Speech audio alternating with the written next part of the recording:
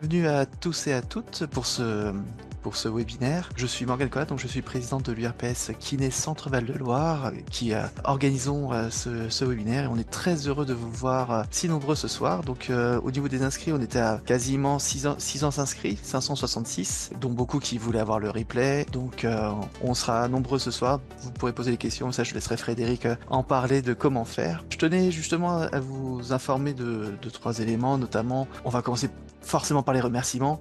Je remercie déjà beaucoup les intervenants qui vont faire un webinaire de qualité pour ce soir. Je remercie beaucoup également la FREP qui a pu justement se rendre disponible et apporter son expertise sur le sujet.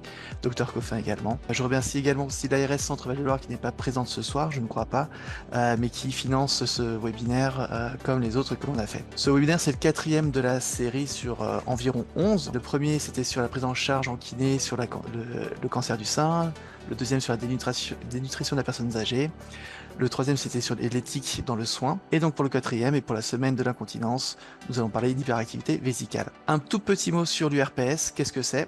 Donc c'est une union régionale des professionnels de santé. Donc pour le Centre de la Loire, c'est nous. L'URPS a été créée par le HPST en 2010, elle a été lancée en 2012. On a maintenant 13 ans et ça représente les kinésithérapeutes libéraux conventionnés avec l'assurance maladie au niveau régional, donc auprès de l'ARS, mais aussi auprès d'autres acteurs comme le conseil régional, le conseil départemental, et aussi au sein de la démocratie sanitaire, donc au sein de termes, d'acronymes comme la CRSA, Conférence régionale de la santé et de l'autonomie, les CTS, ainsi de suite, donc conseils territoriaux de santé. Donc tous ces éléments-là qui font vivre la santé au quotidien, du côté politique, du côté représentatif, mais qui permet aussi que toutes différentes personnes, les patients, les usagers, les hôpitaux, les professionnels puissent se parler entre eux. L'URPS, ce n'est pas que ça, c'est aussi un soutien des professionnels, c'est un soutien quotidien des professionnels et d'accompagnement de la profession pour la transformation de l'exercice en libéral. On a différentes missions qui sont dans le texte de loi initial et on a notamment l'exercice coordonné, l'accès direct qui vont faire partie de nos missions, le numérique en santé et l'éco-responsabilité des soins. Donc tous ces éléments que l'on travaille au quotidien avec notamment Laurie Gillet qui est notre chef de projet et qui vous a accueilli aussi à travers ses mails. Voilà, j'ai fait le tour par rapport à l'URPS. Je reste disponible si jamais il y a des questions. N'hésitez pas à nous contacter si vous avez des projets. On est là pour ça, on est là pour vous accompagner. Et je laisse la main à Frédéric qui va modérer ce webinaire. Bonsoir à tous, donc Frédéric Davo, kiné à Montargis, voilà, élu RPS. Alors donc aujourd'hui, on est réunis pour ce thème important qui est l'hyperactivité vésicale. Donc on a bien sûr fermé les micros, vous pourrez poser vos questions uniquement à la fin de la présentation des intervenants. Alors nous avons le plaisir en effet de recevoir docteur Coffin Grégoire, qui est donc chirurgien urologue à la clinique de l'Archette, qui va commencer ce webinaire par des définitions de l'épidémiologie. S'en suivra la présence de Isabelle Gien et de Delphine Girard. Vous êtes toutes les deux présidentes et trésorières de la FREP, hein, l'Association française de rééducation en pelvipérinéologie. Et donc, vous allez présenter la prise en charge au niveau kiné. Ensuite, Dr Coffin pourra revenir pour nous parler de quelques traitements chirurgicaux. Donc, vous êtes nombreux à faire partie de cette association. Merci à cette association. Passez une très bonne soirée et je vous laisse la main, Isabelle et Delphine, pour présenter déjà un petit instant la FREP. Et puis, je vous laisserai passer la main à Dr Coffin pour la suite. Voilà, alors bonne soirée à tous. Et du coup, merci beaucoup. Donc effectivement, je voulais vous remercier quand même de nous avoir sollicités et du coup d'avoir sollicité surtout Isabelle qui du coup travaille en région Centre-Val de Loire. La FREP en fait, c'est une société savante donc qui réunit, l'ensemble des kinés qui, pratiquent la rééducation en pelvipérinéologie. C'est une association qui se développe beaucoup. Actuellement, on est à peu près à 800, adhérents. On propose, pas mal, de projets, autour de la pelvipérinéologie et différents événements et donc on répond présent quand on nous sollicite pour organiser du coup justement des webinaires ou des soirées à thème, balayant vraiment toute la rééducation, périnéale.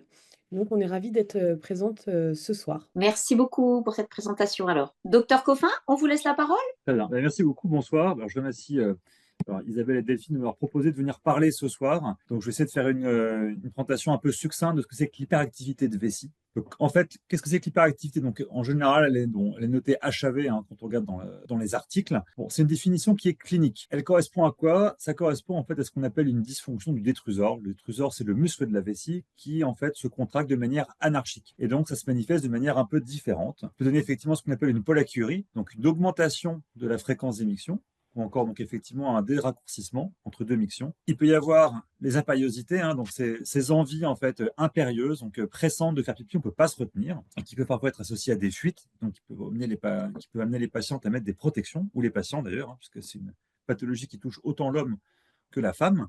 Et on peut aussi avoir une sensation de vidange incomplète, puisqu'en fait, quand de temps en temps, il y a des mécanismes de dérégularisation au niveau de la vessie, en fait, il y a une inflammation des récepteurs au niveau de la vessie qui fait qu'on a l'impression que la vessie est toujours pleine alors qu'en fait, elle est vide. Il y a un moyen simple d'évaluer d'un point de vue fonctionnel. Donc, il y a pas mal de scores qui existent, entre autres, donc celui que j'ai noté qui s'appelle le score USP. Quel intérêt, en fait? C'est des items que vous trouvez sur les sites Eurofrance, et je pense que vous les avez aussi sur les sites de kiné, voilà, qui est à faire remplir en salle d'attente, qui permet un petit peu de renseigner justement et d'évaluer un peu le niveau d'inconfort de vos patients. Voilà pour la définition de l'HAV. Après, alors, quelles en sont les causes? Alors, c'est vrai que dans la plupart des cas, heureusement, ça reste quelque chose qui est idiopathique, mais il faut quand même penser à tout ce qui peut donner aussi une hyperactivité de vessie et qui, pour le coup, nécessite un traitement. Alors, le plus simple, c'est l'infection de vessie, tout bêtement, la cystite. Elle donne, par définition, une hyperactivité de vessie. Alors, elle va se traduire par des brûlures et parfois aussi un peu de sang dans les urines.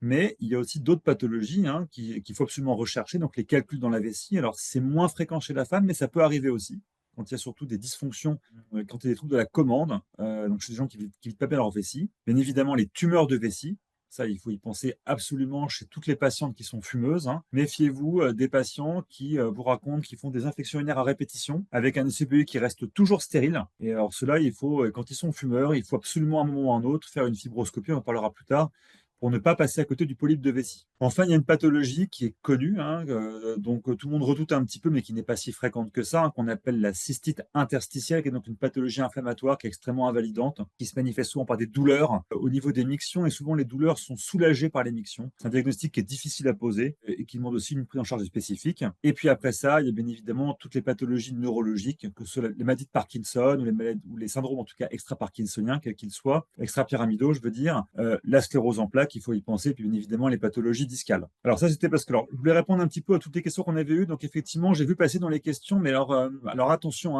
l'hyperactivité de vessie, on est gêné tout le temps. Alors, on est quand même plutôt gêné en général plutôt le jour que la nuit. Et ça, encore une fois, ça fait partie des examens que vous faites de manière assez régulière. Et ça, c'est le catalogue mictionnel qui est vraiment extrêmement important parce qu'effectivement, quand on a ce qu'on appelle alors j'ai mis HAV entre guillemets, parce qu'en fait, la polyurie nocturne, qu'est-ce que c'est? En fait, c'est quand les patientes, effectivement, vous disent qu'ils se lèvent plus la nuit pour faire pipi que le jour. Donc ça se quantifie sur un catalogue mictionnel.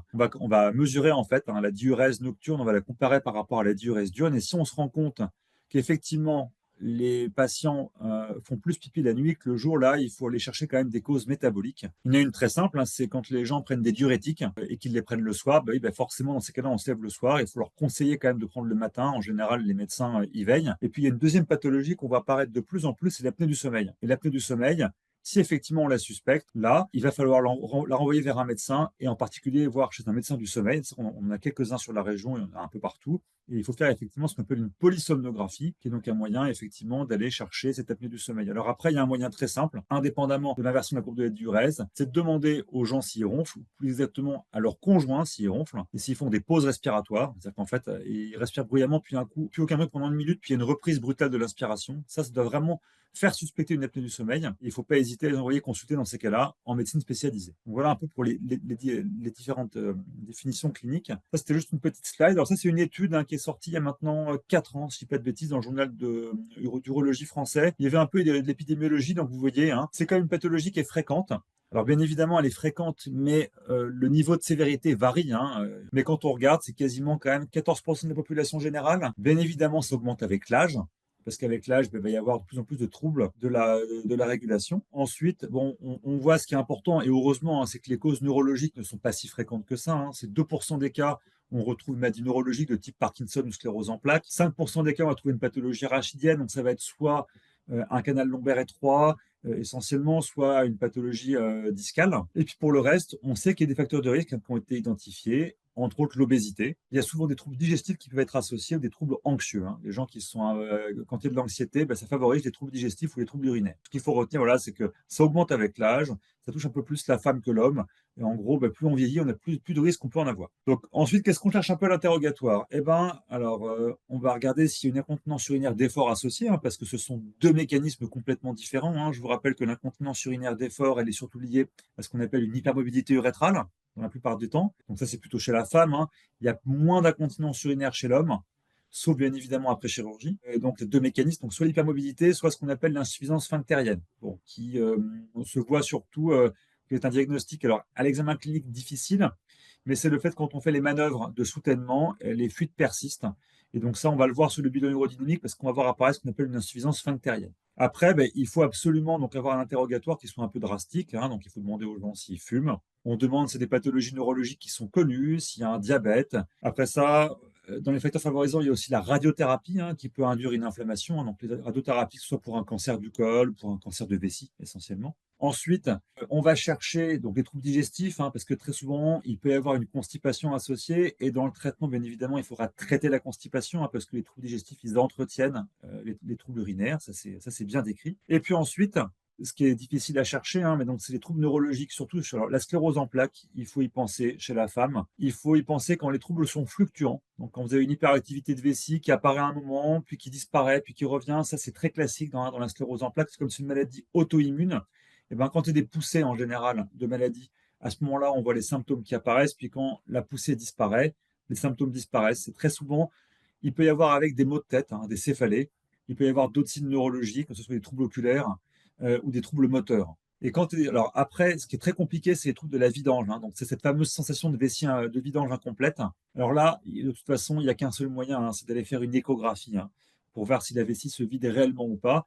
Parce que si la vessie ne se vide pas, et ça arrive, hein, on en voit de temps en temps en consultation, là, il faut aller chercher des pathologies neurologiques, que ce soit un syndrome de la queue de cheval ou tout bêtement ce qu'on appelle une moelle attachée basse. Ça, c'est un défaut de fermeture de la moelle.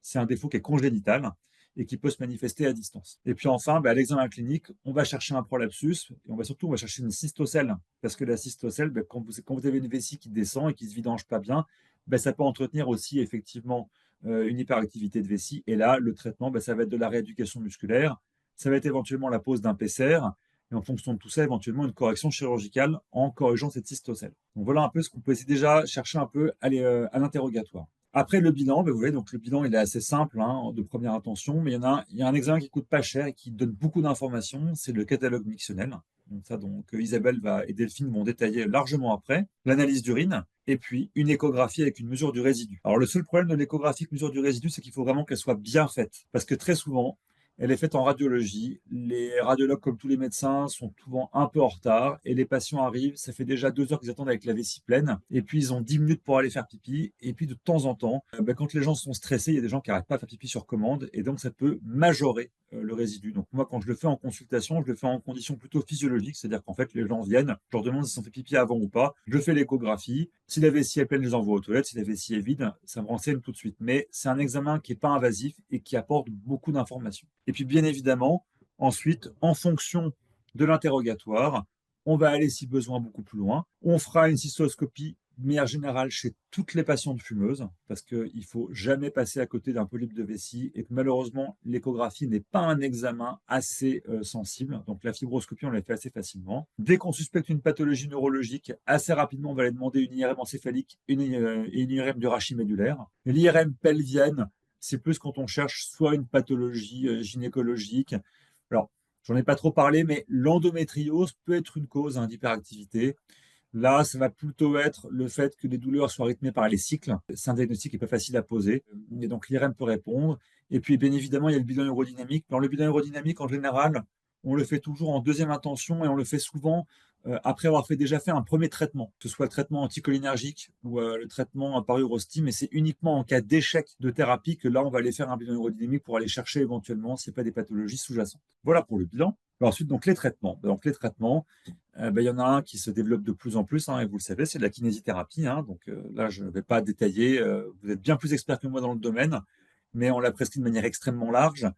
Pourquoi? Parce que ça permet souvent déjà de refaire un peu le point et puis, ça améliore beaucoup les patientes, hein. Il y a une très bonne efficacité et c'est vraiment le 1er traitement à proposer. Ensuite, dans les autres traitements, alors toutes les patientes qui vont avoir de la sécheresse vaginale, ça je ne l'ai pas écrit, mais très souvent, on va proposer un traitement, hormonal par crème, sachant qu'en fait, hein, il y a très peu de risques en fait, hein, même dans les cancers du sein, c'est montré, vous pouvez donner de la copotrophine en crème sur une durée de 1 mois. Ça ne donne pas de risque de récidive de cancer du sein et souvent chez les dames qui ont des problèmes de sécheresse, hein, ça rend beaucoup de service. Ça, c'est la première chose. Donc ça, c'est traiter un peu les facteurs locaux. Ça va être aussi corriger une constipation. Alors que ce soit par les règles diététiques, les pruneaux, les PAR, ça marche très bien.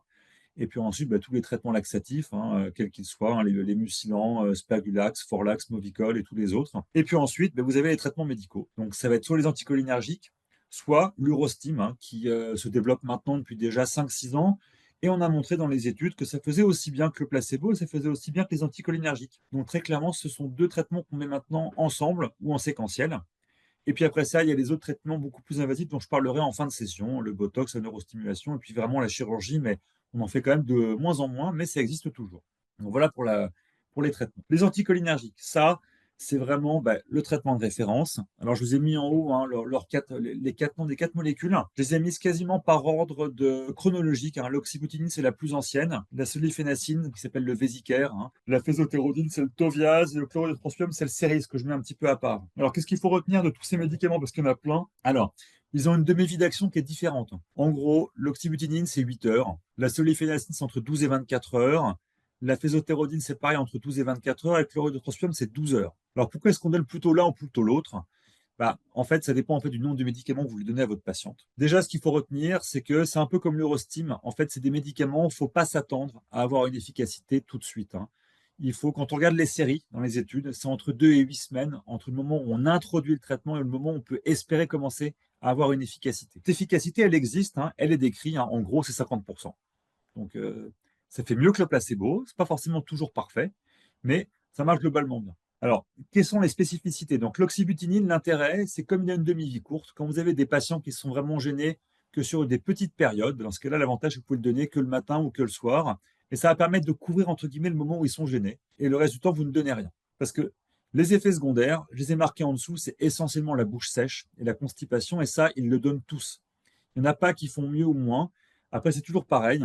On est tous différents, on a tous des récepteurs et des cytochromes un peu différents. Et il y a des gens qui vont plus ou moins bien tolérer telle ou telle molécule. Et donc, en fonction, en fait, on va essayer de tourner, tout bêtement. Alors après ça, il y a les troubles neurologiques. Ils sont moins fréquents, mais il y a des céphalées, il y a des vertiges. Il peut y avoir des troubles mnésiques, hein. Il y a un peu de somnolence, un peu de confusion. C'est pour ça qu'on n'aime pas trop les donner chez les sujets âgés. Et que chez les sujets âgés, globalement, on va plutôt donner du chlorure de strontium, le Céris. Pourquoi? Parce que c'est le seul qui ne passe pas la barrière hémato-encéphalique. Et donc, il est censé donner moins de troubles centraux que les autres. Voilà. Inconvénient, il faut le donner forcément matin et soir parce qu'il a une demi-vie d'action qui est plus courte. Et puis, il y a un 4e médicament, enfin un 5e, qui s'appelle le Mirabegron, Betmiga. Alors lui, c'est un bêta-3 agoniste. Pareil, il agit au bout de 4 à 8 semaines. Il a beaucoup moins d'effets secondaires, mais gros problème, il n'est pas remboursé. Donc, c'est une limite pour les patients, hein, parce que quand les gens prennent un médicament pendant 8 semaines et qu'au début, ça ne traite pas. Donc, finalement, dans la pratique, il avait été au début décrit comme étant un peu le médicament qui allait révolutionner les anticholinergiques. Ça fait déjà 10 ans qu'il est sur le marché. Et on se rend bien compte qu'il n'est pas utilisé de manière régulière. Pourquoi? Parce qu'il n'est pas remboursé. Donc, donc, il a une utilisation qui est beaucoup moins large. Ensuite, l'urostime, qu'est-ce que c'est? C'est une stimulation du nerf tibial. Alors, je vous ai noté à côté, donc les vraies contre-indications, hein, c'est le pacemaker, c'est la grossesse. Encore que la grossesse, on pourrait se poser la question, hein, je pense qu'un jour, à mon avis, on arrivera à passer outre. Mais bon, là, pour l'instant, en tout cas, il n'y a pas de règle. Mais donc, pour l'instant, on ne peut pas le prescrire chez les patients portant un pacemaker ou qui ont une grossesse. Le TENS, j'ai cherché un peu dans la littérature, il n'y a pas de choses très nettes sur le sujet. Je pense qu'on peut faire l'un ou l'autre, faire les deux en même temps. Effectivement, c'est pas forcément, c'est pas recommandé pour nous, donc il vaut mieux éviter. Et ce qu'il faut retenir, c'est que pareil, il faut attendre entre 15 jours et 3 semaines pour commencer à avoir un effet. Donc il faut que les gens s'arment de patience. Ça marche bien. Ouais, donc c'est ça qui est vraiment très important, hein, c'est que voilà, c'est que ça fait aussi bien que les anticholinergiques et de plus en plus, les sociétés savantes recommandent quand même de le prescrire en première intention et on peut, si besoin, l'associer avec les anticholinergiques. Mais l'intérêt, c'est que quand vous êtes chez des patients qui sont déjà polymédiqués, ça évite un médicament en plus. Et pour ça, c'est quand même vraiment une bonne solution. Et globalement, c'est très bien toléré et il y a très très peu d'effets secondaires. Après, Le vrai problème, c'est d'arriver en fait à ce que les gens comprennent bien l'utilisation du matériel. Et là, c'est important soit de passer par un prestataire, soit de les revoir parce qu'il y a beaucoup de personnes qui sont âgées et qui ont du mal à comprendre l'utilisation. C'est là où c'est important de bien leur montrer comment ça fonctionne. Donc voilà un peu pour les différents traitements et je laisse la main à Isabelle et Delphine pour la suite. Donc, effectivement, on va présenter un petit peu la prise en charge en rééducation. Et donc, la première question à laquelle on voulait répondre, c'était comment évaluer et diagnostiquer en kinésithérapie les symptômes de l'hyperactivité vésicale. Et donc, du coup, la question, c'est notamment pourquoi en fait on va faire ça.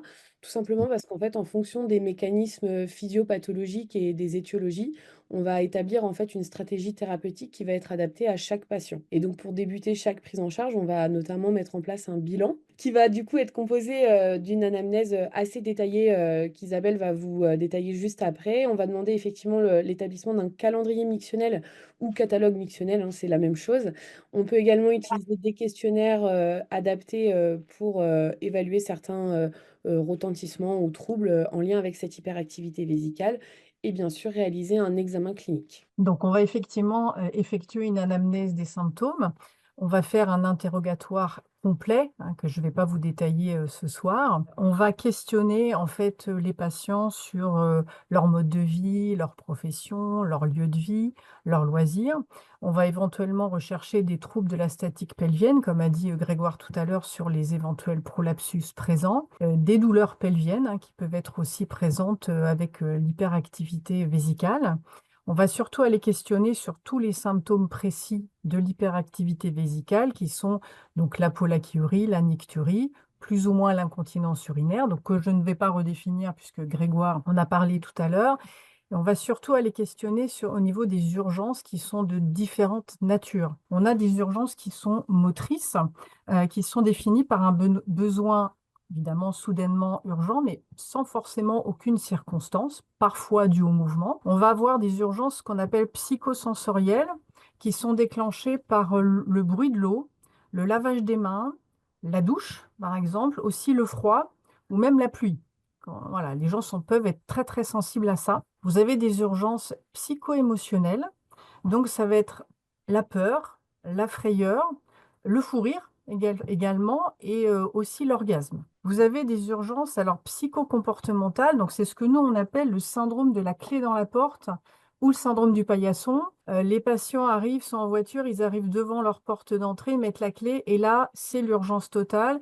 Ils vont jeter le sac, les vêtements, tout ça, ils vont courir aux toilettes parce qu'ils ont un besoin irrépressible en arrivant devant la porte de chez eux. On a aussi les urgences d'orthostatisme qui peuvent être dues aussi à des changements de position, des levées du lit, des levées de table, des levées de chaise aussi. Donc, on va utiliser, pour permettre effectivement l'anamnèse de ces symptômes, le calendrier mictionnel, qui est un outil de recueil de données objectives et complètes, qui est un outil de diagnostic et qui est un outil de suivi.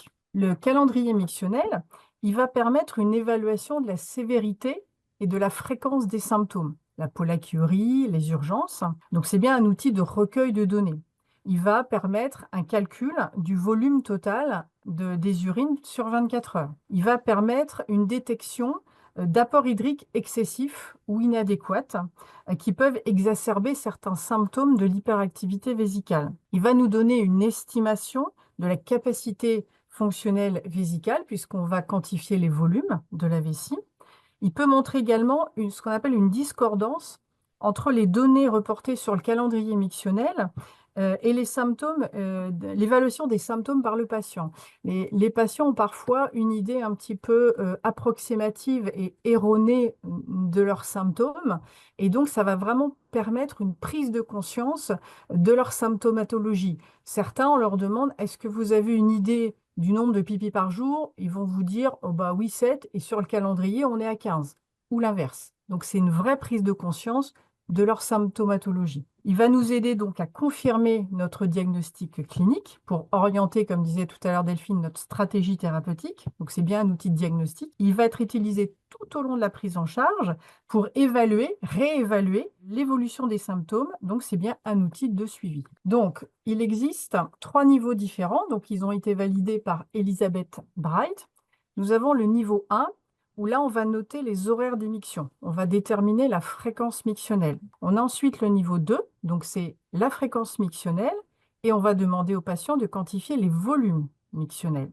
Et on a également le niveau 3 que nous utilisons, donc qui vont en plus avoir les apports liquidiens, hydriques de la journée, quels que soient même les apports cachés, les fruits et les légumes. Donc la fréquence mictionnelle, les volumes mictionnels, et aussi des informations sur les incontinences, les épisodes d'incontinence et les degrés d'incontinence. Et puis, on va aussi avoir des informations sur les phases pré-mictionnelles, per-mictionnelles et post-mictionnelles. Éventuellement, est-ce que les patients, pendant leur phase de remplissage, de retenue, est-ce qu'ils ont des urgences? Est-ce qu'ils ont des incontinences? Pendant la phase de miction, est-ce qu'ils ont un G qui va être faible, fort, saccadé? Et pendant la phase post-mictionnelle, est-ce qu'ils auront cette sensation de vidange incomplète qui va faire qu'ils vont y retourner derrière, justement, ou des gouttes retardataires, par exemple? Le niveau 1 et le niveau 2 sont assez faciles d'utilisation, même pour quelqu'un qui n'est pas forcément entraîné à utiliser un calendrier mictionnel. Vous pouvez demander à vos patients juste de calculer la fréquence mictionnelle pour voir si effectivement il ne serait pas en hyperactivité vésicale, parce que souvent la fréquence est très élevée. Le délai du calendrier mictionnel, on va demander aux patients de le faire entre 3 et 7 jours. Alors, ce n'est pas facile d'obtenir l'observance du patient quand c'est sur 7 jours. Je vous avoue, ce n'est pas toujours évident, donc on doit s'adapter au patient.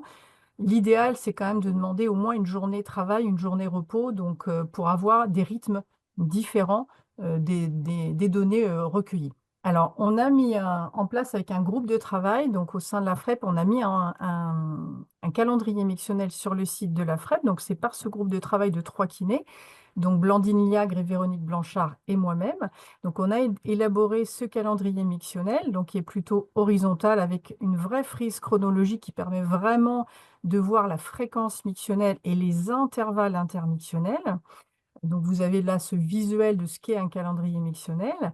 On a mis en place aussi un mode d'emploi assez complet, puisqu'on s'est aperçu que quand on explique comment remplir le calendrier à nos patients, il y a beaucoup, beaucoup de données, donc ils ne retiennent pas tout. Donc, c'est pour ça qu'on a vraiment mis en place ce mode d'emploi qui est assez complet. Donc, il est sur le site de la FREP si vous souhaitez l'obtenir. Donc là, je vais laisser la parole à Delphine qui va nous parler des questionnaires. Absolument. Donc effectivement, on va être amené à utiliser des questionnaires comme je le disais précédemment. Au niveau des questionnaires, en fait, il existe 2 types de questionnaires. On va avoir des questionnaires qui vont permettre une analyse plutôt quantitative des symptômes.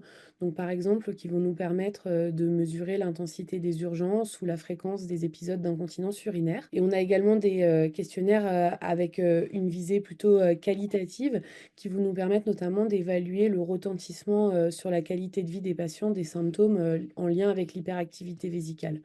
Donc, l'objectif de ces questionnaires, voilà, ça va être donc d'aider au diagnostic, éventuellement d'apprécier la sévérité des symptômes, d'évaluer également le retentissement des symptômes sur la qualité de vie des patients, comme je disais, et également, en fait, ça va permettre d'analyser l'évolution éventuellement de certains symptômes et également d'évaluer l'efficacité et la morbidité de certains traitements que nous pouvons mettre en place. Donc, comme exemple de questionnaire, justement, on a des questionnaires quantitatifs. Donc, par exemple, on va avoir l'USP, qui est un questionnaire qui possède 13 questions, qui balaye un petit peu l'ensemble des troubles urinaires présents chez la femme, que ce soit du coup l'incontinence urinaire à l'effort et la dysurie dont on ne parle pas aujourd'hui, mais il y a également des questions sur l'hyperactivité vésicale. Et il y a une version un petit peu plus courte qui existe, qui s'appelle du coup le MHU.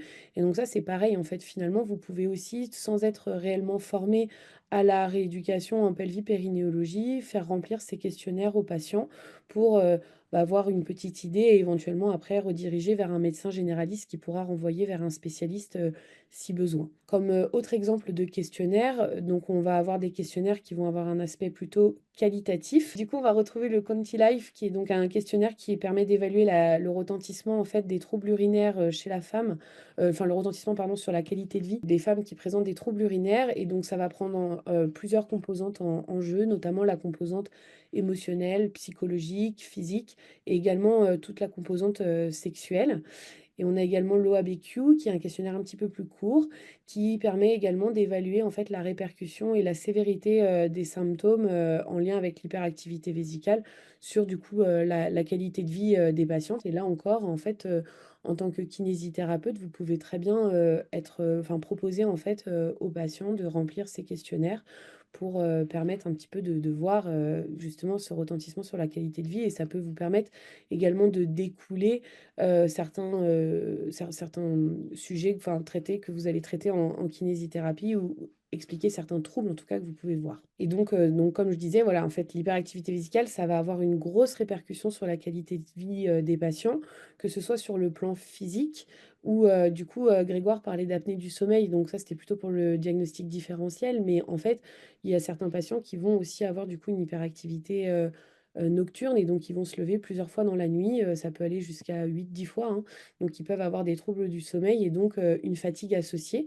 On va également avoir une répercussion physique au niveau de la personne âgée notamment, qui va avoir des urgences mictionnelles assez fréquentes et du coup qui va se précipiter pour aller aux toilettes, ce qui va du coup pouvoir entraîner des chutes à répétition ou des fractures. On va avoir un retentissement psychologique parce que tout simplement les patients qui présentent cette hyperactivité peuvent développer de la dépression ou des symptômes d'anxiété. Sur le niveau social, il va y avoir une perturbation dans la vie quotidienne, notamment pour réaliser des activités de la vie quotidienne. Les patients peuvent être gênés et également ça va entraîner un isolement social en fait de la personne qui va avoir peur de sortir de chez elle, d'aller voir des amis, d'aller au cinéma, tout simplement parce qu'en fait elle a peur que pendant le film, elle va devoir se lever peut-être 2-3 fois pour aller uriner.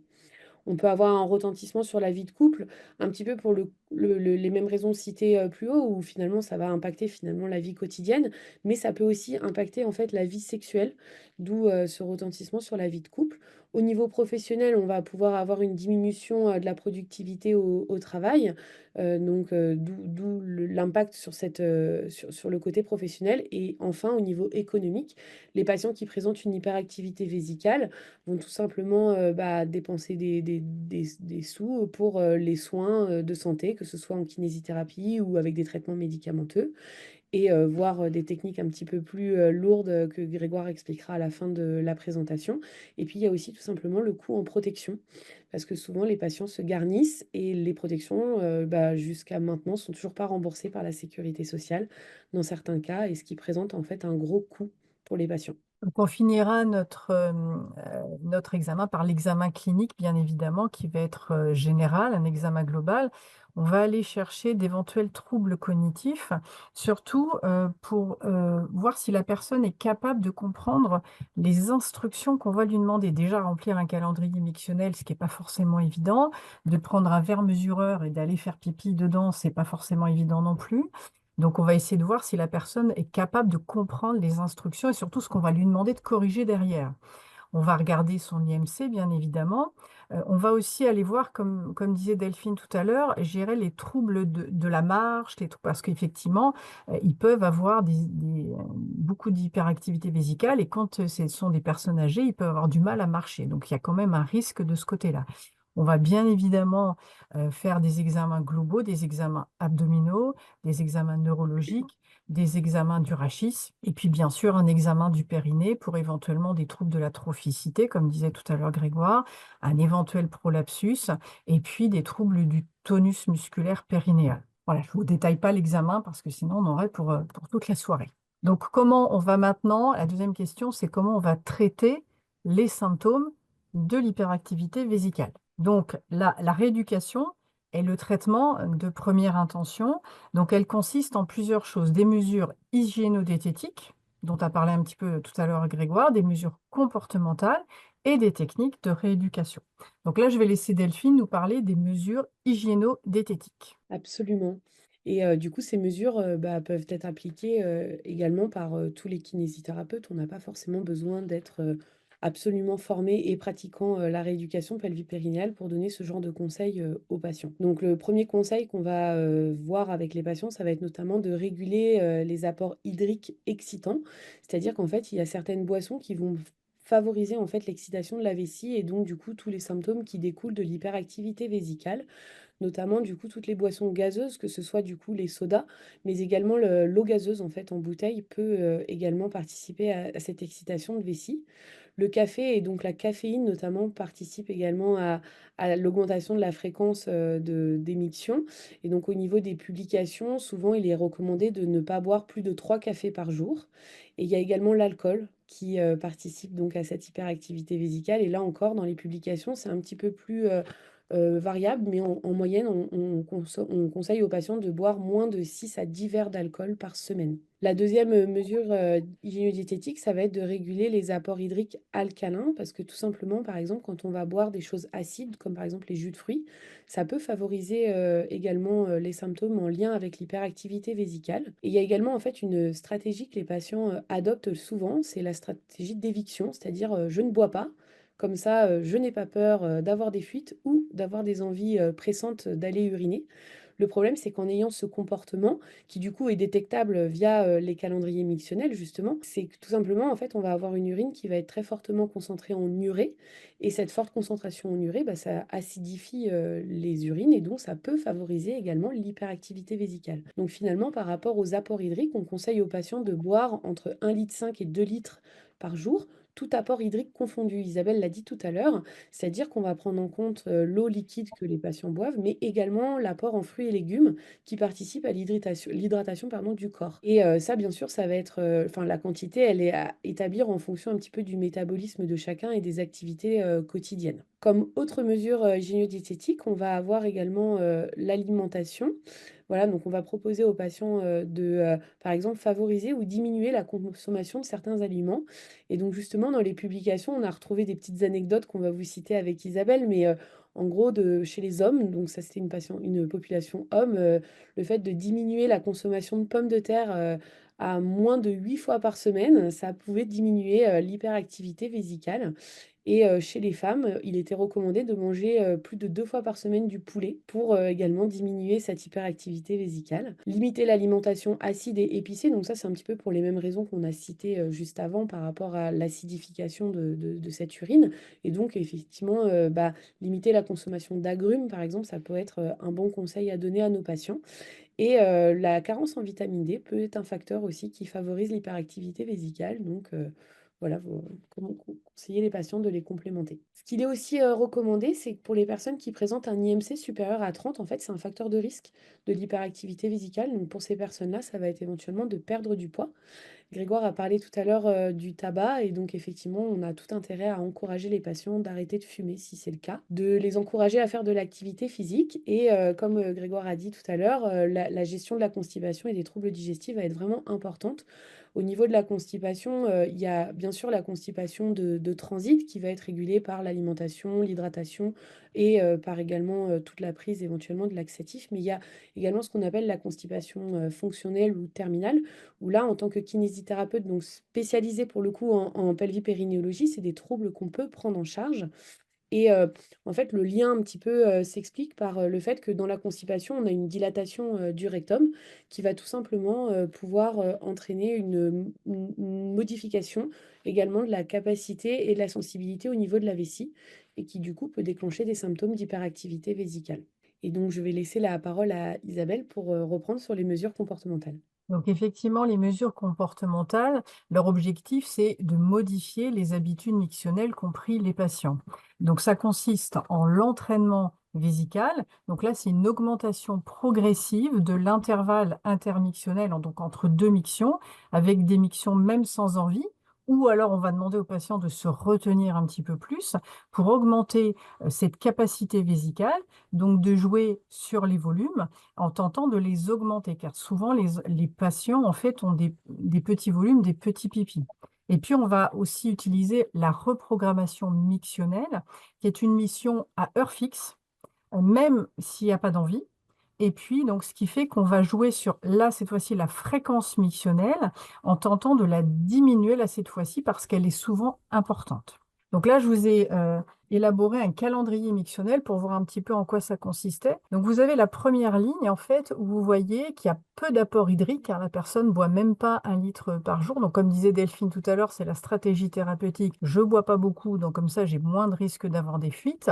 Il y a quand même pas mal de café, hein, donc d'excitants vésicaux. Et puis, les apports ne sont pas vraiment réguliers dans la journée, hein. On va boire le matin, le midi, un peu le soir, quoi. La deuxième ligne en rouge, là, c'est plutôt la fréquence qui est assez élevée, puisqu'on est à 12 mictions, je dirais, par 24 heures. On a des petits volumes et des envies inadaptées. Elisabeth Bright a mis au point une échelle de valeur des sensations. 0, on n'a pas envie. C'est souvent le pipi de précaution. Le 1, là, c'est l'envie normale. Le 2, c'est l'envie urgente, mais qu'on arrive quand même à gérer. Le 3, là, c'est l'envie urgente, là, qui nous fait précipiter aux toilettes. Et le 4, eh bien, c'est l'envie effectivement urgente et souvent la fuite est associée. Donc là, on voit chez cette personne qu'elle a quand même beaucoup de petits volumes et qu'en fait, même avec ces petits volumes, elle a des envies à deux, donc assez urgentes. Donc les envies sont inadaptées.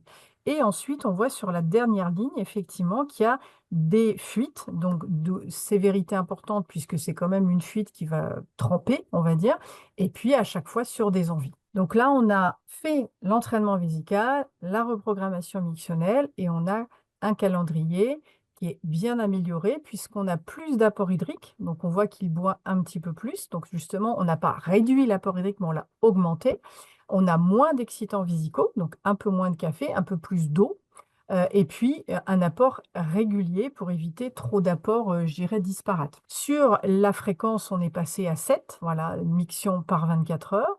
On a des volumes qui sont normaux, qui sont plus importants, et des envies qui sont adaptées à des envies normales, et nous n'avons plus de fuite. Donc voilà ce que permet aussi le calendrier mictionnel, la prise de conscience, et justement l'outil de suivi, puisqu'on peut le refaire plusieurs fois pendant la prise en charge. Et puis, on va donner ce qu'on appelle les 10 commandements de la reprogrammation mictionnelle. Donc, c'est tout un tas d'informations sur ce qu'on a dit, combien boire, effectivement, en fonction du patient, bien sûr, hein, c'est ce qu'on a dit, du métabolisme, de son activité physique, de ses pathologies. Quoi boire, donc c'est ce qu'on a dit tout à l'heure, bah, c'est plutôt de l'eau, on va dire. Comment le boire, donc plutôt régulièrement par petites gorgées et non pas par verre entier. Et puis, on va modeler effectivement les repas, on va les augmenter, on va équilibrer les repas au niveau pour gérer le côté constipatif. On va leur expliquer cette corrélation entre le volume et la sensation pour essayer de leur dire, vous y allez quand vous avez envie, pas trop tôt, pas trop tard non plus. Et puis, on va leur indiquer ce qu'est la fréquence mictionnelle dite normale, qui est entre 5 à 7 fois par jour et 1 fois par nuit tolérable. Donc, on va dire entre 5 et 10 fois par 24 heures. On va leur dire effectivement la capacité vésicale fonctionnelle qui est entre 200 et 400 millilitres à peu près, le temps intermictionnel qui va être entre 2 et 4 heures, et puis les modalités. Là, il est important aussi de bien s'installer, de bien se détendre, de bien respirer, de ne pas se précipiter aux toilettes et de rester que 5 secondes sur les toilettes et de surtout ne pas s'asseoir sur les toilettes. Et puis la diurèse, effectivement, c'est ce qu'on disait tout à l'heure, d'aller boire 1,5 litre, 2 litres, eh bien, on va demander à ce qu'il y ait une diurèse, pardon, d'1,5 litre, 2 litres également. La dernière partie je dirais, ce sont les techniques de rééducation. Donc là, on va avoir la contraction musculaire des muscles du plancher pelvien qui vont permettre, pendant les périodes d'épisodes d'urgenturie, d'inhiber la vessie. Donc, c'est ce qu'on appelle le réflexe A3 de Mahony. Donc, on va demander aux patients, quand ils ont leurs urgences, de contracter le périnée avec des amplitudes parfois différentes, parfois en anticipation. Moi, les patients qui sont, par exemple, qui ont ce syndrome de la clé dans la porte, je leur dis, essayez de le faire quand vous êtes dans la voiture, avant d'être dans la porte, pour inhiber en amont la vessie. Souvent, quand on est devant la porte et qu'on demande de serrer le périnée avec une envie très forte, ça devient très compliqué. On va aussi utiliser des outils de distraction. Donc, on va demander aux patients de penser à autre chose, de se focaliser sur autre chose pour que justement, il n'ait plus à penser à sa vessie. Donc, ça va être, par exemple, moi, je leur dis, essayez de réciter l'alphabet à l'envers, ce qui n'est pas forcément évident. Donc, comme ça, ils vont se focaliser sur quelque chose et ils vont complètement oublier leur vessie. On va aussi leur apprendre à bien relâcher leur périnée pour une meilleure vidange, puisqu'on a vu que tout à l'heure, parfois, il y avait des sensations de vidange incomplète, parfois parce qu'ils ne prenaient pas le temps non plus j'irais, de se poser, hein, de se relâcher. Donc, on va bien leur apprendre à relâcher leur périnée pour permettre une meilleure vidange, pour éviter d'y retourner une demi-heure après. Et puis, on va aussi utiliser, pour gérer les fuites, s'il y en a, le renforcement des muscles du plancher pelvien et associé à la sangle abdominale. Les différentes techniques qui sont utilisées, eh bien, les techniques manuelles, les techniques éventuellement, si nécessaire, de biofeedback et d'électrostimulation qui vont plutôt être des techniques de basse fréquence pour inhiber la vessie. Et Voilà. alors, donc, du coup, dans les techniques d'électrostimulation, Voilà. Grégoire l'a évoqué tout à l'heure. Je vais juste expliquer un tout petit peu plus, mais en même temps, c'est des mécanismes qui ne sont pas forcément très, très, très bien connus. Donc, il y a cette fameuse neurostimulation du nerf tibial postérieur. Donc, ce que Grégoire appelait l'urostime. Le nerf tibial postérieur, donc, c'est un nerf en fait qui est sous-cutané, pardon, et qui est issu des racines nerveuses lombaires et sacrées qui sont également impliqués dans l'innervation périnéale et vésicale. Et en fait, il a été prouvé que la stimulation des fibres afférentes du nerf tibial postérieur peut interférer sur les mécanismes de régulation du réflexe mictionnel, donc c'est-à-dire sur le fait la sensation d'avoir envie d'aller uriner, et aussi influencer le comportement vésical. Donc du coup, il s'agit vraiment d'une stimulation qui est transcutanée. Voilà, où du coup, donc les patients vont avoir en location au début, puis éventuellement à l'achat, un boîtier qui va être relié par deux électrodes. Donc à gauche, vous avez la version un petit peu plus old school et à droite, vous avez la version plus actuelle, où donc c'est deux électrodes qui vont être posées au niveau rétro-malléolaire en interne, donc avec une électrode plutôt placée donc, au niveau de la malléole et puis du coup une électrode au-dessus, située à peu près 5 centimètres au-dessus. Le protocole, c'est en fait un protocole de stimulation 20 minutes par jour et donc pendant au moins 3 mois. Et donc comme disait Grégoire, il n'y a pas forcément de vrai effet indésirable à faire cette technique. Il y a peu de contre-indications et les effets sont visibles au bout de 15 jours. Et si les patients du coup sont satisfaits de la location de ce dispositif, qui est du coup pris en charge par la sécurité sociale, à ce moment-là, en fait, on peut proposer aux patients d'acheter ce dispositif. Et en fait, la petite chose paradoxale, c'est que nous, en tant que kinésithérapeute, on peut guider les patients dans l'utilisation de ces boîtiers. Le souci, c'est que, en fait, quand il y a la stimulation donc du nerf tibial postérieur qui est prescrite et mise en place par le patient, et qu'en même temps, il y a la rééducation qui est prescrite, qui en fait sont deux techniques qui peuvent vraiment se faire de façon concomitante pour améliorer la symptomatologie du patient, bah, en fait, finalement, la rééducation ne sera pas prise en charge par la sécurité sociale. Et donc, là, je fais une petite parenthèse un peu politique, si je puis dire, mais c'est que, en fait, du coup, la FREP a été pas mal alertée à ce sujet-là, parce qu'en fait, on a de plus en plus de kinésithérapeutes qui reçoivent en fait des indus de la sécurité sociale, donc des kinés qui pratiquent en fait la rééducation pour des patients atteints d'hyperactivité vésicale, alors que en fait, le patient a également ce protocole de neurostimulation à faire à la maison. Et après discussion en fait avec les syndicats, ils nous ont proposé de mettre en place une pétition, chose qu'on a lancée donc en novembre 2024, pour recueillir un maximum de signatures de la part des professionnels de santé de façon à obtenir en fait ce remboursement des séances de rééducation de façon concomitante à la prescription de la stimulation du nerf tibial postérieur. Donc je vous invite à éventuellement flasher le QR code et à signer cette pétition pour faire augmenter le nombre de signatures pour qu'on puisse avoir ce remboursement, sachant que c'est un petit peu CPAM dépendante. Alors j'avoue qu'en Centre Val de Loire, je ne sais pas du tout comment ça se passe, mais il y a certains départements et régions où la sécurité sociale a commencé à vraiment demander des indus aux kinésithérapeutes, ce qui est du coup complètement paradoxal par rapport aux recommandations et par rapport à l'efficacité tout simplement de ce traitement pour les patients, d'autant plus quand il est conjoint à la rééducation. Donc, bien sûr, il y a d'autres techniques, hein, de prise en charge de l'hyperactivité vésicale qui sont complémentaires. Donc, tout ce qui est relaxation, sophrologie, et puis hypnose. Donc, c'est le côté pluridisciplinaire. Donc, en fait, vous avez effectivement, on vous a présenté les symptômes de l'hyperactivité vésicale et la prise en charge en pelvipérinologie. Mais vous avez peut-être, vous, dans votre patientèle, des patients qui présentent des symptômes sans forcément le savoir. Donc, quels sont les signes un peu évocateurs de l'hyperactivité vésicale? Eh bien, si vous voyez votre patient qui passe aux toilettes avant la séance, après la séance, pendant la séance, en fait, vous pouvez vous dire peut-être que ce patient aurait une hyperactivité vésicale. Le fait de se lever de la table, tout simplement, et là, le patient vous dit, il faut absolument faire pipi, voilà, j'ai une urgence aussi. Comme on disait tout à l'heure avec Delphine, les chutes à répétition. Si vous avez un patient, effectivement, que vous preniez en charge, qui revient avec une fracture du poignet, par exemple, vous lui posez la question, pourquoi vous avez cette fracture? Je me suis levée cette nuit, je me suis pris les pieds dans le tapis et je me suis cassé le poignet. Donc là, vous pouvez suspecter éventuellement plusieurs levées la nuit. Ce qu'on disait tout à l'heure, le retentissement sur la fatigue, un patient qui est fatigué, qui a des troubles du sommeil, ça peut aussi vous alerter. Les ports de protection, puisque si vous voulez, par exemple, leur demander de se mettre en sous-vêtements, vous pouvez vous apercevoir qu'il y a des protections chez certains patients. Et puis la déshydratation, puisque leur stratégie, c'est pas forcément boire, eh bien, effectivement, ils peuvent être aussi un peu déshydratés. Et du coup, pour compléter, ben, ça revient un petit peu aussi à ce qu'on disait au début par rapport au retentissement sur la qualité de vie, mais c'est la même chose. C'est que finalement, si vous avez un patient qui est plutôt isolé socialement, qui a des troubles un peu de la dépression, de l'anxiété, ça peut être bien éventuellement de lui poser la question, de voir un petit peu s'il n'y a pas des symptômes en lien avec justement cette vessie un petit peu trop active.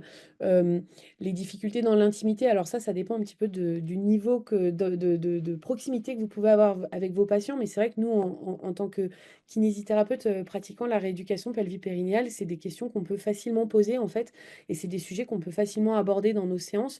Peut-être un petit peu moins en rééducation, on va dire plus classique, mais tout dépend, voilà, cette proximité que vous pouvez avoir avec vos patients. Pareil pour tout ce qui va être arrêt des activités sportives et de loisirs. Par exemple, vous avez un patient qui s'est arrêté de courir. Bah, pourquoi il s'est arrêté de courir? Bah, en fait, tout simplement, peut-être que c'est parce qu'en fait, toutes les 30 minutes ou 20 minutes, il a besoin d'avoir envie de... Enfin, il ressent un besoin d'aller uriner. Et donc, en fait, finalement, il n'arrive plus à s'entraîner correctement. Donc, il arrête de faire ce sport. Et enfin, donc, des patients qui sont en arrêt de travail à répétition. Ça peut fonctionner dans différents sens. Ça peut être soit des patients qui sont en arrêt de travail et qui du coup vont développer des symptômes un petit peu de dépression et donc développer une hyperactivité vésicale. Mais l'inverse est vrai aussi, c'est qu'en fait, si vous avez un patient qui est en arrêt de travail à répétition, alors bien sûr, ça peut être pour des symptômes de douleur lombaire ou autre, mais ça peut être aussi dû justement aux symptômes qui déclinent en fait de cette hyperactivité vésicale. Et donc, ça fonctionne vraiment dans les deux sens. Et donc, ça peut être un signe d'alerte, en tout cas, à notre échelle de kinésithérapeute. Et donc, bah, du coup, on va redonner la parole à Grégoire, voilà, sur les solutions qui existent éventuellement, en dehors, du traitement plutôt conservateur. Donc oui, alors ben moi je vais finir très succinctement. Alors effectivement, qu'est-ce qui reste une fois que les anticholinergiques, l'hyperactivité et la n'ont pas marché? Ben, on passe aux techniques un peu plus invasives. Alors toutes les techniques qui suivent, là, pour le coup, forcément, il y a eu un bilan complet, hein, avec un bilan aérodynamique, un ou plusieurs calendriers mictionnels, et puis un vrai examen gynécologique sur table avec une fibroscopie, hein, parce que là, pour être bien poser les indications. Donc il y a l'ancêtre en fait de la neurostimulation artificielle, ben, c'est la neurostimulation S3. Au lieu d'aller stimuler le nerf poplité ou le nerf poplité, pardon, avec des électrodes, et ben là en fait on va aller piquer en fait directement dans une racine sacrée. Donc c'est un peu donc schématiquement ça se fait alors soit sous anesthésie générale, soit sous anesthésie locale, mais c'est pas très agréable. En fait, on va venir implanter une électrode sous contrôle radiologique, en général au niveau du trou sacré S3, et puis on va provoquer une stimulation électrique. Donc, et en fait, qu'est-ce qu'on va chercher quand on est au bloc opératoire? On va augmenter la stimulation et on va chercher soit effectivement une flexion plantaire, soit une contraction du muscle anal. Donc, les patients sont décubitus ventral et puis on regarde ce qui se passe. On implante l'électrode, qui est une électrode qu'on dit transitoire. On laisse sortir les patients qui ressemblent un peu à une ancienne radio, avec des fils qui sortent par l'extérieur. On attend 15 jours, et puis 15 jours après, on les revoit avec un nouveau calendrier mictionnel, et puis là, on regarde ce qui se passe. S'il y a plus de 50% d'amélioration, on les implante. Si on est à moins de 50%, on retire. Et puis, alors d'ailleurs, donc, comme vous le voyez à droite, hein, il y a un boîtier. Ils vont avoir un équivalent d'une Game Boy. Alors maintenant, le système a évolué. C'est relié à un smartphone. Et en fait, on va pouvoir jouer sur différents réglages, sur la manière dont on va stimuler l'électrode au niveau du nerf et puis l'intensité. Voilà un peu pour le fonctionnement. Bon, ce qu'il faut savoir, c'est que ça marche bien. Parfois, on a des déceptions parce qu'en fait, très bizarrement, le test se passe très très bien. Et puis, une fois qu'on implante l'électrode, là, pour le coup, les résultats sont plus au rendez-vous. Donc, est-ce qu'il y a ou pas un effet placebo? C'est difficile à montrer, mais c'est une première option. Il y a une deuxième option qui est de plus en plus à la mode, c'est l'injection de Botox. Le Botox, tout le monde le connaît pour les rides, et ben c'est le même qu'on prend pour la vessie. Donc quel est le principe? Donc comme vous le voyez, en fait, c'est on va aller en fait implanter le Botox dans la paroi musculaire parce que ça va venir paralyser en fait la vessie. Quels sont les problèmes du Botox? Ben, en fait, déjà, il y en a deux. C'est que le premier, c'est que quand ça marche trop bien, eh ben, la vessie se paralyse complètement. Donc, les patients se mettent en rétention. Donc, on leur apprend avant ça à faire des autosondages, parce qu'on n'aime pas trop laisser les gens en sonde mode, donc ils doivent être capables de se sonder. Et puis en fait, ils vont se sonder 4 à 5 fois par jour jusqu'au moment où la vessie va se remettre à fonctionner. Et donc là, ils vont pouvoir arrêter les sondages. La deuxième chose, c'est que malheureusement, le Botox, il se dégrade avec le temps, un peu comme quand on fait des injections au niveau des rides. Donc on sait qu'en général, la durée, c'est à peu près 6 mois. Et en fait, aujourd'hui, la sécurité sociale, elle rembourse 2 injections par an. Donc après ça, c'est à nous de trouver le bon dosage, hein. C'est un peu de la cuisine, hein. On commence par 50 unités, on peut monter jusqu'à 300 unités par injection. Mais c'est un effet qui tient bien dans le temps. Il peut y avoir une acclimatation, hein, mais ça reste une technique qui est assez pratique parce que finalement peu invasive, mais elle oblige quand même le patient à passer 2 fois par an au bloc opératoire. Et puis il y a les dernières techniques, qui sont les techniques les plus anciennes, c'est de faire ce qu'on appelle un agrandissement de vessie. Donc là, en fait, quand vous regardez en fait l'image 3 en dessous, qu'est-ce qu'on va faire? On va commencer par aller, on va opérer le patient. On va pas retirer toute la vessie, hein. On va retirer en fait un maximum de détrusors et on va garder l'arrivée des meilleurs hétéros. En fait, on va garder la calotte de la vessie. Donc, pour ne pas toucher aux uretères et à l'urètre. Et puis dessus, on va venir réimplanter en fait de l'intestin grêle. C'est quoi le but de faire ça? Ça va permettre 2 choses. Ça va permettre d'une part d'augmenter le volume de la vessie chez des patients qui ont des vessies de petite taille, hein. Je vous rappelle que normalement, une capacité moyenne de vessie, on dit que c'est 400 pour un homme, 500 pour la femme, approximativement, hein. Vous pouvez retenir 450. Et donc, le but de ça, ça va être d'une part de d'énerver la vessie, hein, puisqu'on va retirer complètement le muscle vésical. On va gagner en capacité de vessie. Maintenant, quels sont les défauts de ce technique-là? C'est que parfois, si jamais la vessie, le muscle vésical n'est plus assez puissant, ça suppose que les patientes soient capables de s'auto-sonder pour pouvoir évacuer les urines. Deuxième chose, ça reste de l'intestin grêle, hein. L'intestin, lui, il n'est pas au courant qu'il est devenu une vessie. Donc, il va y avoir des sécrétions de mucus, puisque le tube digestif sécrète en permanence du mucus, hein, qui a différents rôles au niveau de l'absorption. Et donc, ce mucus peut se stagner dans la vessie. Et donc, il faut être capable de maîtriser l'autosondage pour pouvoir effectivement retirer le mucus pour qu'il ne se bouge pas. Mais ça reste encore une chirurgie qu'on pratique, hein, beaucoup moins, mais qui peut rendre service, surtout en fait quand on a une vessie de capacité limitée. Et donc, en fait, on réserve ça en fait aux échecs de Botox. Donc voilà, avec ça, globalement, on a fait à peu près le tour de tout ce qu'il y a comme chirurgie. Puis alors après, dans les cas vraiment critiques, on retire intégralement la vessie, on fait une dérivation de type bricaire ou on fait un toplastie de remplacement, mais ça, c'est vraiment rare.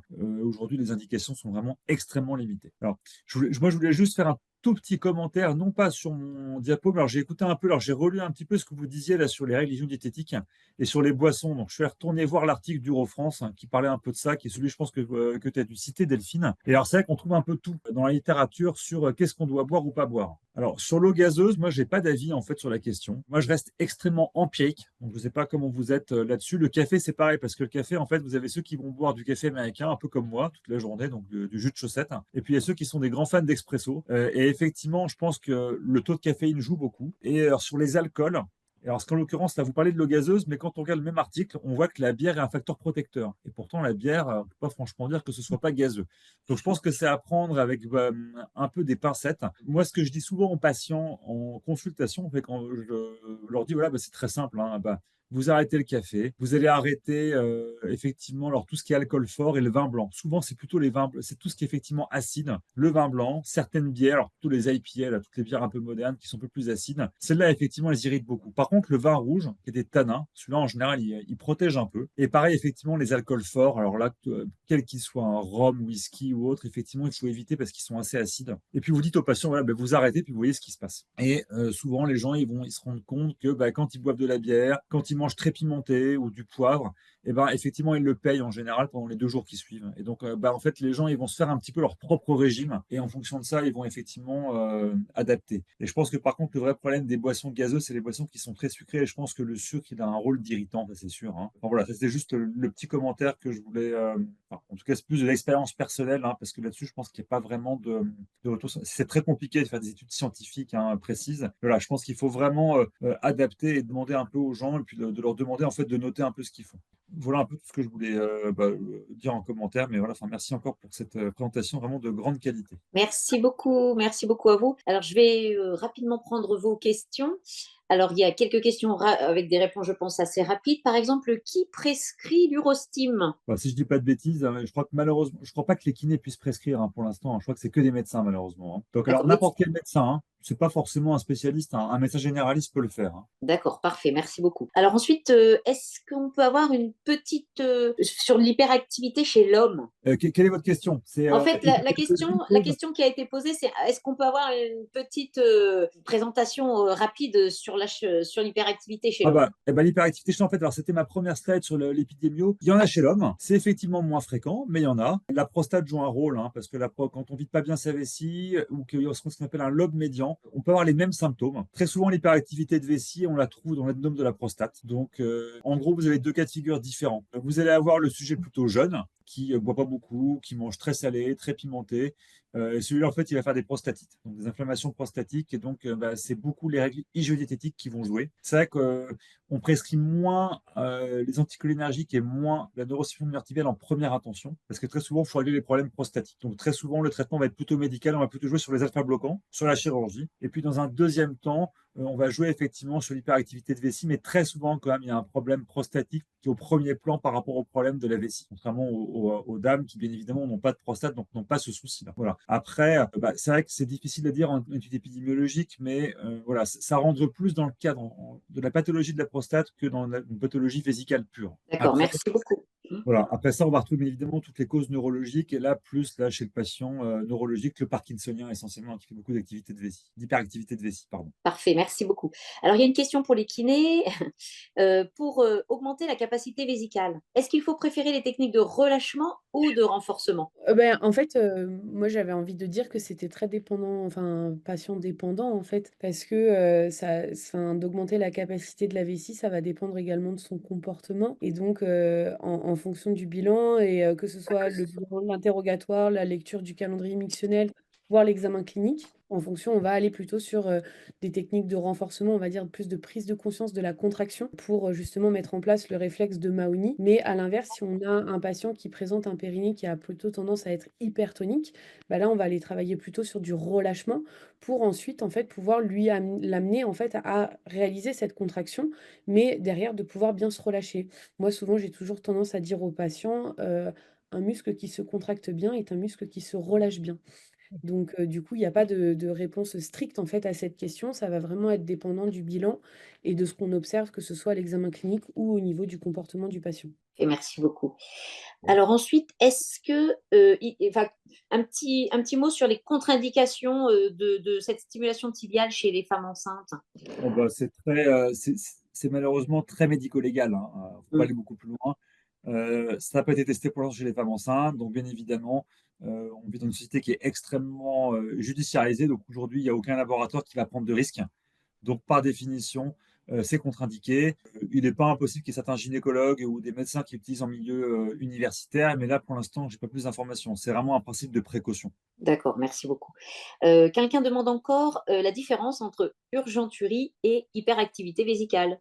Alors, l'urgenturie, en fait, c'est un symptôme. Comme l'impériosité, c'est l'envie fréquente de faire pipi. C'est pas, pardon, ce n'est pas l'envie fréquente, c'est l'envie impérieuse. C'est-à-dire, là, c'est le fameux syndrome de la clé sous la porte, hein. C'est d'un coup, vous avez une envie et vous ne pouvez pas la réfréner et vous sentez que ça va sortir, vous allez avoir des fuites. Voilà. C'est ça l'urgenturie. L'hyperactivité vésicale, c'est un ensemble de symptômes. Donc, dedans, on peut retrouver l'urgenturie, mais on va aussi retrouver la polachyurie. On va avoir l'augmentation de la fréquence d'émission. Voilà, l'urgenturie est un symptôme, alors que l'hyperactivité vésicale, c'est plutôt une définition d'une pathologie. Parfait. Alors, il y a quelqu'un qui demande aussi, chez une jeune fille de 20 ans qui fait beaucoup de musculation et qui a une hyperactivité vésicale, avec principalement une polyurie diurne. Est-ce que cette musculation entre en jeu? Est-ce qu'on peut... Voilà. Bah ça, je vais laisser Isabelle répondre. C'est un peu. Oui, alors on peut supposer, alors après, il faut voir, comme disait tout à l'heure Delphine, c'est patient dépendant, mais effectivement, on peut supposer qu'elle ne gère pas forcément très bien ses pressions abdominales. La plupart des jeunes qui font pas mal d'activités physiques sportives de haut niveau ont des abdominaux très gainés, ne savent pas du tout associer les abdominaux et leurs muscles du plancher pelvien. Donc, au lieu de plutôt avoir une sorte d'aspiration, elles vont avoir tendance à pousser, donc créer des pressions sur la vessie. Donc, est-ce que c'est une vraie hyperactivité vésicale ou plutôt due à des pressions abdominales? Ça, c'est la question. Mais en général, sur les jeunes, on va aller chercher à travailler ce côté abdominal. Je ne sais pas ce que Delphine tu en penses, mais Moi, c'est la première chose auquel j'aurais pensé dans le côté dans la musculation, chez une personne très, très musclée. Je suis complètement d'accord avec toi et du coup, j'aurais tendance à rebondir sur la question qu'on a eue juste avant, justement par rapport à ce côté un peu peut-être hypertonique qui Mm. fait que du coup, on a une mauvaise gestion aussi de la sensation de besoin par rapport à l'inhibition de la vessie qui peut aussi être possible. Merci. Alors, encore quelques questions. Est-ce que les améliorations obtenues avec l'urostime et les anticholinergiques durent dans le temps? Et ben ça, c'est très empirique. C'est empirique au sens où on voit, oui, ça peut durer avec le temps. Très clairement, l'urostime, à un moment, on voit les gens, on leur demande d'arrêter un peu, ils vont espacer la fréquence des traitements et ils vont diminuer la durée et ça tient dans le temps. Alors là, les mécanismes, par contre, ça, on ne saura pas les expliquer. Est-ce qu'il y a une régulation des récepteurs qui fait que les récepteurs se remettent à fonctionner normalement? C'est une bonne question et c'est pareil sur les anticholinergiques. Vous avez des gens qui vont arrêter les traitements et puis qui vont plus avoir de symptômes, d'autres chez qui malheureusement, à un moment, les traitements vont plus faire effet. C'est très variable. Il n'y a pas de données, je ne pense pas qu'il y ait de données précises dans la littérature à ce sujet-là. Mais il y a un moment où on peut essayer d'arrêter les traitements et on voit ce qui se passe. Alors, une autre question sur le calendrier mictionnel. Donc, vous avez dit conseiller des mictions à heure fixe pour diminuer la fréquence. Mais la personne qui pose la question dit: je n'ai pas bien compris le fait d'imposer des mictions, même s'il n'y a pas de sensation de besoin. Alors justement, la reprogrammation mictionnelle, c'est d'aller obliger la personne effectivement à aller à des heures fixes pour essayer d'avoir un rythme bien spécifique pour éviter d'aller toutes les heures aux toilettes. Donc on va lui demander d'espacer justement. La fréquence, on va dire, mictionnelle est de 7 à 8 fois par 24 heures.